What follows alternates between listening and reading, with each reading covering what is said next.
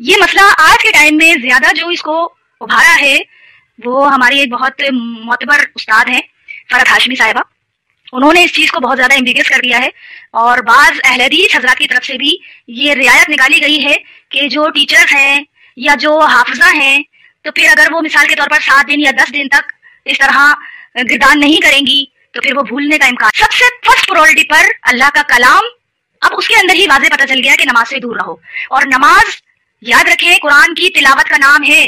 سورہ فاتحہ کو نبی علیہ السلام نے مکمل نماز کا ادا کا جہاں تک تعلق ہے یہ بھی یہاں پر کلیئر کر دوں حیض والی عورت کے لیے. یہ آج کے ٹائم میں بہت زیادہ مسئلہ کھڑا کیا گیا ہے کہ حیض والی عورت اپنے مخصوص ایام کے ڈیز میں کن چیزوں کو ہاتھ لگا سکتی ہے کن چیزوں کو ہاتھ نہیں لگا سکتی ہے.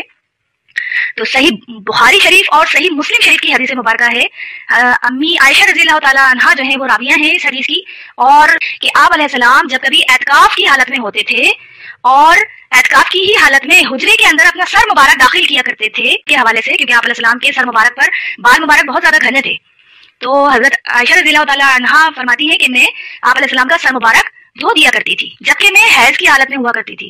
ایک موقع پر اعتکاف کے ہی لیے آپ علیہ السلام نے مجھ سے کہا کہ عائشہ مجھے چٹائی دو. تو حضرت عائشہ نے کہا یا اللہ کے رسول میں حیض سے ہوں تو مطلب میں چٹائی کیسے دوں آپ کو, مطلب یہ عام چیزیں ہیں نا.